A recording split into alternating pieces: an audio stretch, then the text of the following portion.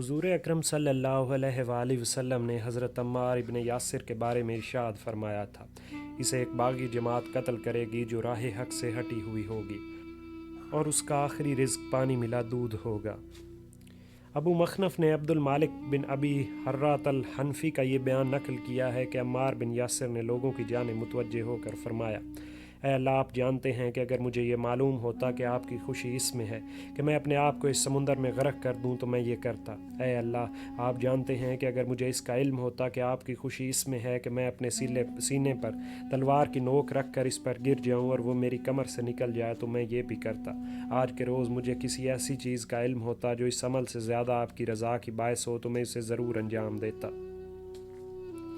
ابو مخنف نے مصعب ابن ظہیر الازدی کا یہ بیان نقل کیا ہے کہ میں نے یہ عمار کو کہتے ہوئے سنا، خدا کی قسم میں ایک ایسی قوم دیکھ رہا ہوں جو تمہیں خوب مارے گی اور جس کی مار سے حق پرست ہی انحراف کرتے ہیں۔ خدا کی قسم اگر وہ ہمیں مارتے مارتے ہجر کے کھجوروں کے باغوں تک پہنچا دیں گے تب بھی ہم یہ یقین رکھیں گے کہ ہم حق پر ہیں اور یہ لوگ باطل پر۔ محمد ابن عباد ابن موسیٰ نے محمد بن فضیل اور مسلم العور کے حوالے سے حبہ بن جوین الارنی کا یہ بیان نقل کیا ہے کہ میں اور ابو مسعود مدائن میں حذیفہ بن الیمان کے پاس گئے۔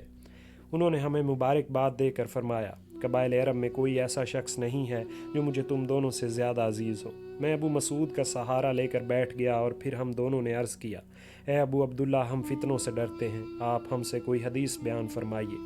حضرت حذیفہ نے فرمایا، اس وقت تم اس جماعت میں شامل ہونا جس میں سمیہ کا بیٹا عمار ہو، کیونکہ میں نے رسول اللہ صلی اللہ علیہ وآلہ وسلم کو فرماتے سنا، اسے ایک باغی جماعت قتل کرے گی جو راہ حق سے ہٹی ہوئی ہوگی اور اس کا آخری رزق پانی ملا دودھ ہوگا۔ عبا کہتا ہے کہ میں صفین کے جنگ میں موجود تھا اور میں نے عمار کو یہ کہتے سنا، میری دنیا کا آخری رزق لاؤ۔ ایک بڑے پیالے میں جس کے سرخ حلقے تھے پانی ملا ہوا دودھ ان کے پاس لایا گیا۔ حذیفہ نے اس حدیث میں بالکل فرق نہیں کیا۔ عمار یہ شعر پڑھتے تھے، میں اپنے آج دوستوں سے ملنا چاہتا ہوں، یعنی رسول اللہ اور ان کی جماعت سے۔ خدا کی قسم اگر یہ لوگ ہمیں مارتے مارتے ہجر کے باغات تک پہنچا دیں گے تب بھی ہمیں اس پر فخر ہوگا کہ ہم حق پر ہیں اور یہ لوگ باطل پر۔ اس کے بعد فرمایا، موت تلواروں کی دھار کے نیچے ہے اور جنت اس کی چمک کے نیچے۔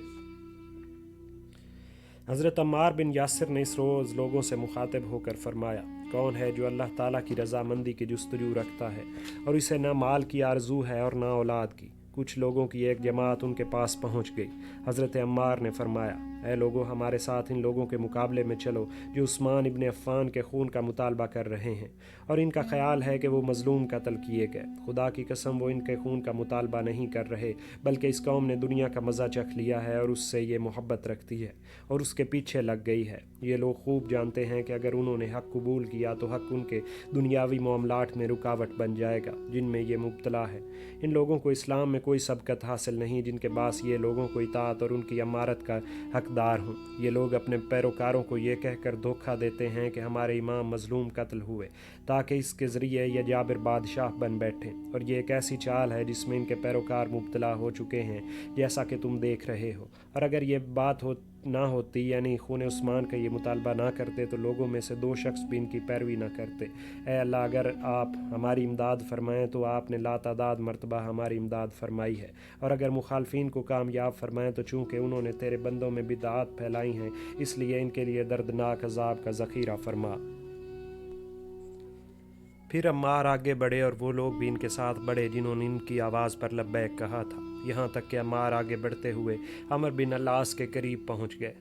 حضرت عمار نے عمر بن العاص سے مخاطب ہو کر فرمایا، اے عمر، تو نے اپنے دین کو مصر کی حکومت کے لیے بیچ ڈالا، تجھ پر افسوس، صد افسوس، تو اسلام میں بھی ہمیشہ ٹیڑھی چال چلتا رہا۔ اس کے بعد عمار نے حضرت عبید اللہ بن عمر سے مخاطب ہو کر فرمایا، تو نے اپنا دین اس شخص کے ہاتھ فروخت کر ڈالا جو خود بھی دشمن اسلام ہے اور دشمن اسلام کا بیٹا ہے۔ حضرت عبید اللہ بن عمر نے فرمایا، میں نے اپنا دین ہرگز فروخت نہیں کیا، بلکہ میں تو حضرت عثمان کے خون کا مطالبہ کر رہا ہوں۔ حضرت عمار نے فرمایا، تو اس بات کا گواہ ہو جا کہ میری معلومات تو یہ کہتی ہیں کہ خدا کی خوش ندی کی خاطر نہ کسی چیز کا مطالبہ کر رہا ہے اور نہ تیرا کوئی عمل خدا کی رضا کے لیے ہے، اور اگر تو آج قتل نہ ہوا تو ایک نہ ایک روز تجھے ضرور موت آئے گی، اور لوگوں کو وہاں جو کچھ صلہ ملے گا ان کی نیتوں کے مطابق ملے گا۔ اب تو اس پر غور کر لے کہ تیری نیت کیا ہے۔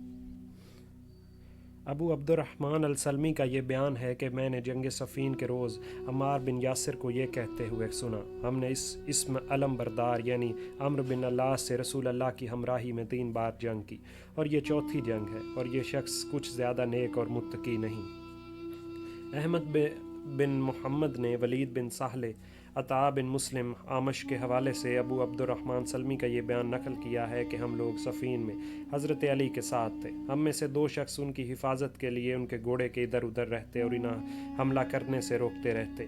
علی جب اپنے ان محافظوں کو ذرا بھی غفلت میں پاتے تو فوراً حملہ کرتے اور اس وقت تک واپس نہ لوٹتے جب تک کہ ان کی تلوار خون سے سرخ نہ ہو جاتی۔ اسی طرح انہوں نے ایک روز جو حملہ کیا اس وقت تک واپس نہ آئے جب تک کہ ان کی تلوار مڑ نہ گئی۔ انہوں نے یہ تلوار اپنے ساتھیوں کی جانب پھینک دی اور فرمایا، اگر میری تلوار مڑ نہ جاتی تو میں ہرگز واپس نہ آتا۔ آمش کہتے ہیں کہ خدا کی قسم ان کا وار اس قسم کا تھا جو کبھی نہ خالی جاتا تھا۔ ابو عبدالرحمن سلمی لوگوں سے جو باتیں سنتے وہ دوسروں تک پہنچا دیتے اور یہ کوئی جھوٹے نہ تھے۔ ابو عبدالرحمن کہتے ہیں، میں نے عمار کو دیکھا کہ صفین کے جس وادی میں پہنچے تو نبی کریم صلی اللہ علیہ وآلہ وسلم کے صحابہ ان کے ساتھ ہوتے۔ عمار مرکال یعنی ہاشم بن عتبہ کے پاس پہنچے جو حضرت علی کے علم بردار تھے۔ عمار نے کہا، اے ہاشم، تو بینگا بھی ہے اور بزدل بھی۔ بینگے سے بلائی کی کوئی امید نہیں کیونکہ وہ کسی کی تکلیف کو دور نہیں کر سکتا۔ اچانک دونوں صفوں کے درمیان ایک شخص ظاہر ہوا۔ حضرت عمار نے فرمایا، خدا کی قسم یہ اپنے امام کی ضرور مخالفت کرے گا اور اس کے لشکر کو ذلیل کرے گا اور خود ان کی تکالیف اور مشقت کو دیکھتا رہے گا۔ اے ہاشم سوار ہو۔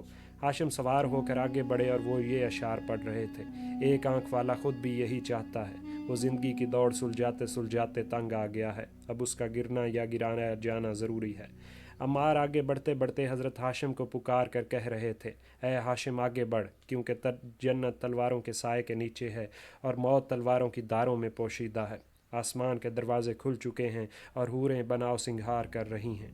آج میں اپنے دوستوں سے ملوں گا، یعنی محمد اور ان کی جماعت سے۔ عمار اور ہاشم پھر واپس نہیں آئے اور وہیں شہید کر دیے گئے۔ راوی کہتا ہے کہ رسول اللہ کے صحابہ میں سے جو کچھ ان دونوں کو حاصل تھا وہ ان دونوں کے لیے کافی ہے، کیونکہ وہ دونوں خود کو حق پر سمجھتے تھے۔ ابو عبدالرحمن السلمی کہتا ہے کہ جب رات ہوئی تو میں نے یہ ارادہ کیا کہ میں دشمنوں میں جاؤں گا اور یہ معلوم کروں گا کہ کیا ہماری طرح انہیں عمار کے قتل کا علم ہوا یا نہیں، اور چونکہ یہ معمول تھا کہ جب جنگ بند ہو جاتی تو دونوں طرف کے سپاہی آپس میں ملتے اور باتیں بھی کرتے۔ میں اپنے گھوڑے پر سوار ہوا اور آہستہ آہستہ شامیوں کے لشکر کی جانب بڑھا۔ جب میں شامی لشکر میں داخل ہوا تو 4 اشخاص میدان جنگ میں گھوم رہے تھے۔ یہ 4 اشخاص معاویہ، ابو اللہ سلمی، عمرو بن العاص اور عبداللہ بن عمرو بن العاص تھے۔ عبداللہ ان چاروں میں سے سب سے بہتر تھے۔ میں ان چاروں کے درمیان میں شامل ہو گیا تاکہ وہ باتیں سنوں جو مخالفین عمار کے بارے میں کر رہے تھے۔ عبداللہ نے ایک شخص کو لاش کو دیکھ کر اپنے باپ سے کہا، اے میرے باپ، کیا تم نے آج اس شخص کو بھی قتل کر دیا، حالانکہ رسول اللہ نے اس شخص کے بارے میں فرمایا تھا؟ باپ نے پوچھا، حضور صلی اللہ علیہ وآلہ وسلم نے کیا فرمایا تھا؟ عبداللہ نے فرمایا، کیا آپ ہمارے ساتھ نہ تھے جب ہم مسجد رسول صلی اللہ علیہ وآلہ وسلم بنا رہے تھے اور لوگ ایک ایک پتھر اور ایک ایک اینٹ اٹھا کر لا رہے تھے اور عمار 2 پتھر اور 2 اینٹیں اٹھا کر لاتے تھے؟ اس سے عمار پر غشی طاری ہو گئی۔ رسول اللہ ان کے پاس تشریف لائے اور ان کے چہرے سے مٹی صاف کرنے لگے اور فرمایا، اے سمیہ کے بیٹے، افسوس، لوگ تو ایک ایک پتھر اٹھا کر لا رہے ہیں اور ایک ایک اینٹ اٹھا کر لاتے ہیں، اور تو 2 پتھر اور 2 اینٹیں لاتا ہے۔ یہ کام تو ثواب کی زیادتی کے لیے کر رہا ہے، اور افسوس تجھے ایک باغی جماعت قتل کرے گی۔ عمر بن العاص نے یہ سن کر اپنے گھوڑے کا رخ موڑ لیا۔ معاویہ نے انہیں پیچھے سے پکڑ کر کھینچا۔ عمر نے کہا، کیا تو نے وہ حدیث نہیں سنی جو عبداللہ بیان کر رہا ہے؟ معاویہ نے سوال کیا، وہ کیا حدیث ہے؟ عمر بن العاص نے انہیں وہ حدیث سنائی۔ معاویہ نے جواب دیا، تیرا تو بڑھاپے کی وجہ سے دماغ خراب ہو گیا ہے، تو ہمیشہ حدیثیں بیان کرتا رہتا ہے اور تم تمام دن اپنے پیشاب میں ڈوبا رہتا ہے۔ کیا ہم نے عمار کو قتل کیا ہے؟ بلکہ عمار کو اس شخص نے قتل کیا ہے جو انہیں میدان میں کھینچ کر لایا۔ ابو عبدالرحمن کہتے ہیں کہ میں نہیں جانتا کہ ان دونوں باتوں میں سے کون سی زیادہ حیرت انگیز ہے۔ ابو جعفر کہتے ہیں کہ لوگ یہ بھی ذکر کرتے ہیں کہ جب عمار قتل ہو گئے تو علی نے ربیعہ اور حمدان کو پکارا اور فرمایا، تم میری ذرا اور میرے نیزے لاؤ۔ तकरीबन 12,000 के करीब ये लोग हज़रत अली के पास जमा हो गए। अली आगे आगे खच्चर पर सवार थे। अली और इस लश्कर ने मुतहद होकर सख्त हमला किया। शामी अफवाज की कोई सफ़ ऐसी ना थी जो इस लश्कर ने मुंतशिर न कर दी हो, और जिस शख्स के भी ये पास पहुँचते उसे कत्ल कर देते। यहाँ तक कि ये जंग करते करते मुआविया के पास पहुँच गए। इस वक्त हज़रत अली ये अशार पढ़ रहे थे, मैं लोगों को मार रहा हूँ और मुझे बड़ी बड़ी आंखों वाला, हर तरफ देखने वाला मुआविया नज़र नहीं आता। फिर अली ने मुआविया को पुकार कर कहा, ए मुआविया, तो खुद ख्वाह मख्वाह लोगों को क्यों कत्ल करा रहा है? यहाँ आ, मैं तुझसे अल्लाह के लिए यहाँ फ़ैसला कर लूँ। हम में से जो शख्स भी अपने मुखालिफ को कत्ल कर देगा वही तमाम मामलात का मालिक होगा।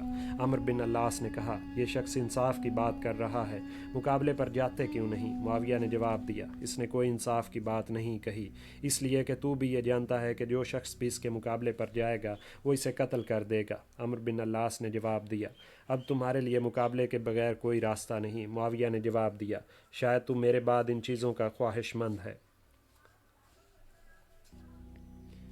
अबू मखनफ ने अबू सलमा का यह बयान नकल किया है कि हाशिम इब्न उतबा अल-ज़हरी ने शाम के वक्त लोगों से पुकार कर कहा, कौन शख्स है जो अल्लाह और आखिरत का तलबगार हो वो मेरे पास आए। बहुत से लोग उनके पास जमा हो गए।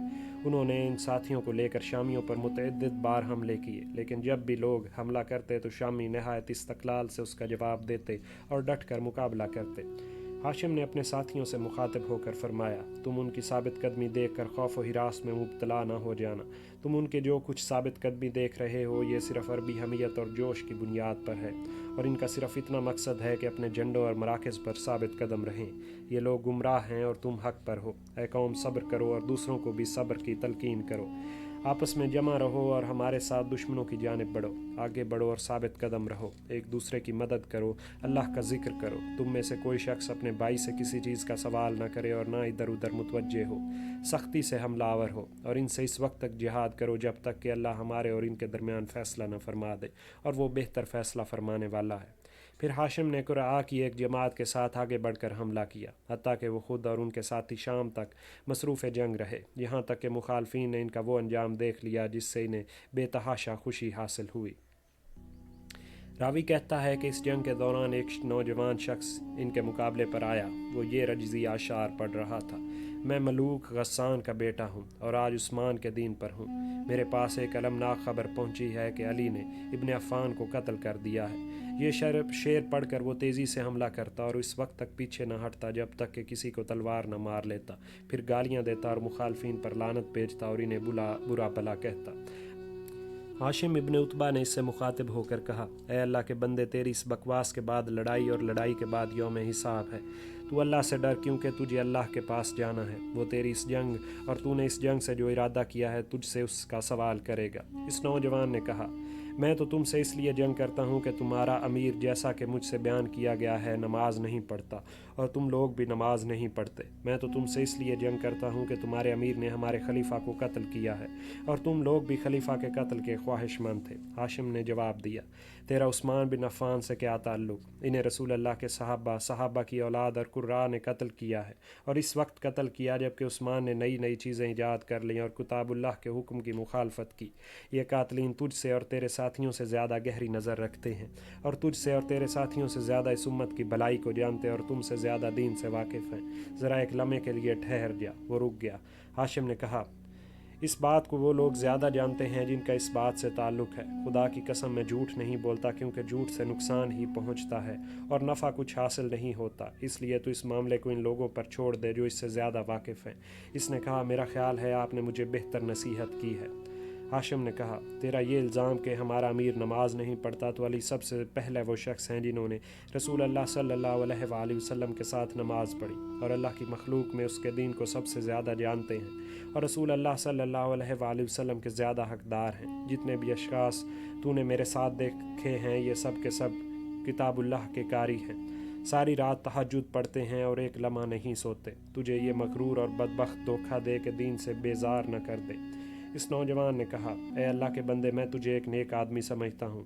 तुम मुझे ये बता कि मेरी तौबा का और कोई ज़रिया है? हाशिम ने जवाब दिया, हाँ, तू अल्लाह से तौबा कर, वो तेरी तौबा कबूल फरमाएगा, क्योंकि वो अपने बंदों को तौबा कबूल फरमाता है और गुनाहों को मुआफ़ फरमाता है। اور پاک رہنے والوں کو پسند کرتا ہے۔ راوی کہتا ہے کہ یہ سن کر اس نوجوان نے لوگوں کو چھوڑا اور میدان جنگ سے واپس چل دیا۔